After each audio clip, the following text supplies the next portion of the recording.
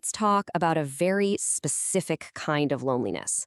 And I'm not talking about being physically by yourself. No, this is that feeling that can sneak up on you even when you're in a room full of people you love. That feeling of being an island in a crowded sea. It's a really weird and confusing feeling, isn't it? You could be at a party, a family dinner, heck, even just hanging out with your best friends. But there's still this sense of distance, a disconnect you just can't quite put your finger on. And that's the paradox, right? Because logically, you know you're not alone. I mean, you have people who care about you, you have a support system, but that feeling of a deep connection, well, it feels like it's just out of reach.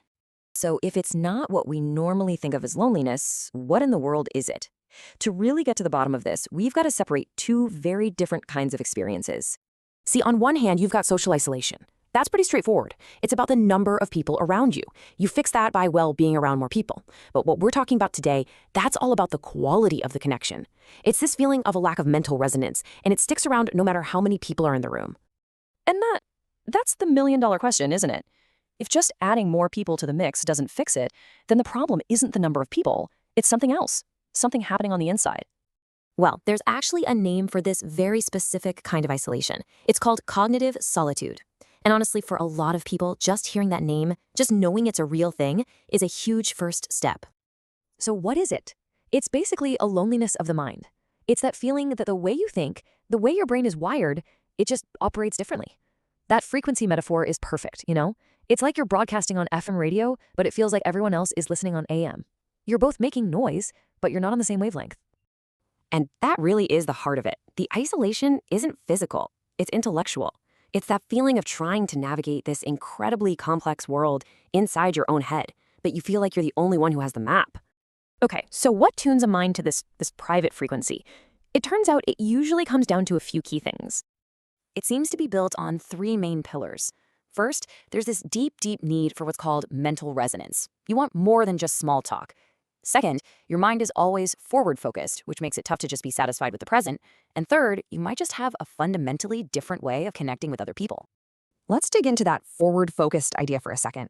Think about it. When your mind is constantly jumping ahead, analyzing what's next, planning for the future, asking what if, it's really, really hard to just feel content right here, right now. And that creates this little gap between you and other people who might be more grounded in the moment. And that leads right into mental resonance. You know that incredible feeling when you just click with someone on an idea. You don't have to explain yourself into the ground, they just get it. They can pick up your train of thought and run with it. Well, for someone feeling cognitive solitude, that's not just a nice to have, it's a fundamental need. All right, so we have a name for it, we understand what drives it, but what do you do about it? Well, the most powerful move isn't to try and fix it. It's to completely reframe how you see it. This might be the most important thing to hear today. If you've ever felt this way, you might have thought something was wrong with you, but this isn't a bug, it's a feature. It's just a characteristic of how your brain is wired, no different than having brown eyes or being left-handed. And that brings us right back to our main idea. Your mind is not broken. It's not deficient. It's just tuned to a different frequency, maybe a more complex one. And yeah, that can feel isolating sometimes. But that same frequency is also the source of your unique perspective, your creativity, and your depth.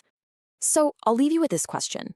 Now that you have a name for this feeling, cognitive solitude, and you understand it not as a flaw, but just as part of how you think, how does that shift the way you see your own inner world? What new possibilities open up when you stop trying to change your frequency and instead maybe start looking for other people who are listening on the same band?